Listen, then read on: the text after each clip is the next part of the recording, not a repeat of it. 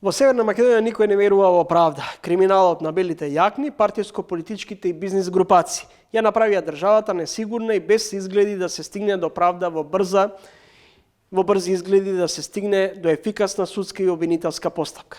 Политичките мотиви за парцијалните измени на кривичниот законник, како и амнестијата, најотворено ги потврди и вице-премиерот Битичи, кој излезе со понуда и можност за помирување. Но, вели, нема опростување. Ако помирувањето може да донесе појасна иднина на државата и за следните генерации, јас сум за помирување, вклучително и враќање на Никола Груевски, изјави Неделава Битичи. Дали оваа изјава на вице-премиерот ги открива и мотивите за експресната промена на кривичниот законник? Во ова издание на Трин гостинка е Ивана Петковска од Коалицијата за правично судење. Петковска, дали овие потези и изјави на некој начин ја дополнително создаваат револт, гнев во делот на сузбивање на криминалот, корупцијата, неказнивоста? Ваквите изјави се она што беше најавено, меѓутоа и начинот на кој што беа донесени измените на кривичниот законник во процес кога веќе имаме скоро готов нов кривичен законник, односно целото тоа брзање да се донесат овие измени, само остава еден сомнеж дека имаме некои политички влијанија во правосудството и дека некои има други позадини, а не она кое што беше најавено, тоа се ЕУ директиви, усогласување и слично. Така што дефинитивно оставаат сомнежи овие работи за тоа дека се работи за многу покрупни работи од тоа што е навистина донесено. Дали за овие експресни измени на кривичниот законник, амнестијата, идејата за помилување, всушност се во насока на обезбедување на потребното мнозинство, во насока на изгласување на уставните промени, и дали и тука препознавате обид за политички дил?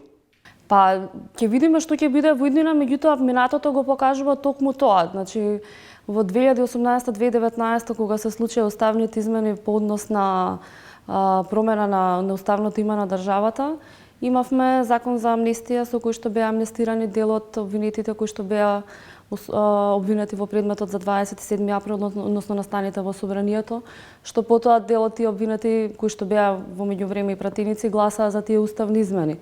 Дали измените на кривичниот законник, предлогот на законот за амнестија кој што го имаме во овој период, се некаков чекор кон уставни измени, времето ќе покаже, меѓутоа од минатото очигледно дека тој заклучок го имаме ние како граѓани. Blueprint, мрежата на граѓански издруженија која е и вашата, одлучи да излезе од работната група околу подготовката на кривичниот законник, на кој речиси 3 години партиципирате. Што беше пресудно да се повлечете од оваа работна група? Пресудно беше за експресните измени кои што беа донесени за кривичниот законник, со кои што 3 клучни кривични дела поврзани со организиран криминал и корупција беа драстично сменети, односно беа намалени казните, особено за членот 353 злоупотреба на службената положба и овластување. Откако имаме промена на власта, односно од 2016-2017 година, владата активно го вклучуваше граѓанскиот сектор во работни процеси, во носење на стратегии, политики и слично, и активно учествуваме во тие процеси како граѓански организации.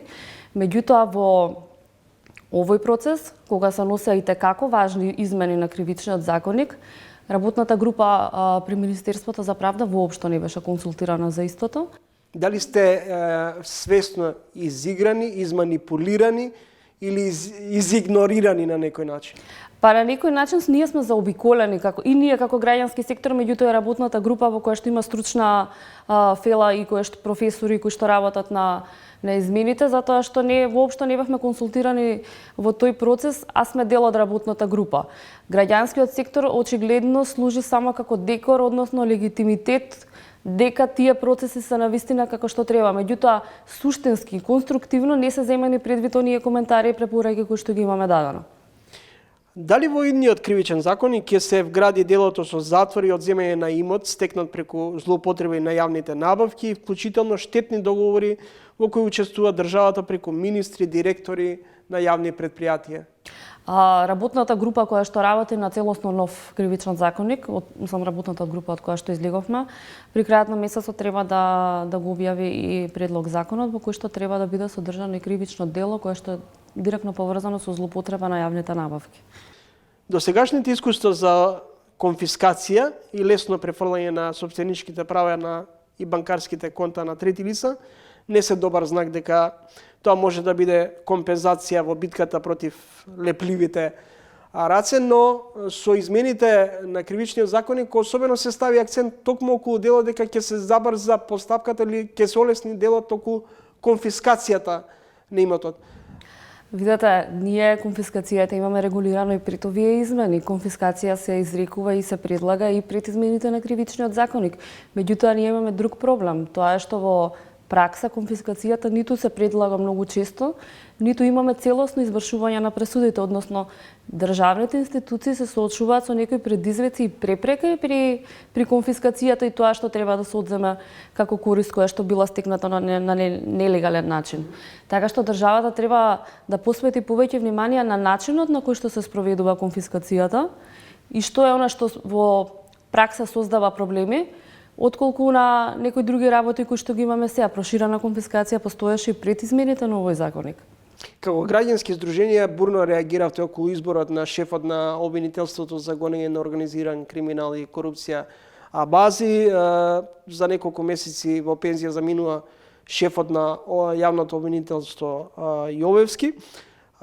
Колку судскиот совет и советот на јавни обвинителни се виновни за изборот на судиите, на обвинителите? Гледате ли спрега помеѓу судската, обвинителската, извршната власт и одредени бизнис и политички моќници? Да, најпрво во однос на изборот на шефот на обвинителството за организиран криминал и корупција, ние реагиравме за нетранспарентниот процес на кој што се водеше постапката, зашто претходно не беше објавена биографијата негова, односно на сите кандидати, предлог програмите кои што ги имаат, и баравме во иднината таа постапка, односно тој процес кој што ќе биде понатаму по истек на неговиот мандат, да биде малку потранспарентна, како би можеле граѓаните да се запознаат кој на вистина ќе го води тоа обвинителство. Што се однесува до советите и до судската власт особено, се остава еден впечаток во јавноста дека судиите пред се не се доживуваат себе си како власт.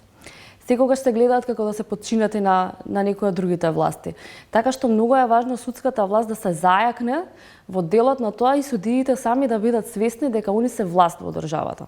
И моќте во однос на судењето, на примената на законите, пресудите кои што ќе донесат е во нивни раце. Во однос на советите, дефинитивно, мислам, во однос на судскиот совет, ние веќе неколку пати излеговме со реакции, со барања да се поднесат оставки членовите на советот, и судскиот совет го сметаме се уште за нелегитимно тело, кое што дефинитивно мора да биде реформирано после оние случувања што ги имавме за разрешувањето на председателката на судскиот совет, додека во однос на советот на јавни обвинители има многу предизвици со кои што се соочува истиот. Треба да се работи и на транспарентноста, и на образлагање на одлуките при избор на јавни обвинители во повисоки обвинителства или други обвинители и слично, така што многу аспекти треба двата совети да ги работат, за да можеме да кажеме дека ќе почнеме полека да враќаме довербата што имаме во нив и ќе влијаат суштински во работата на правосудниот систем.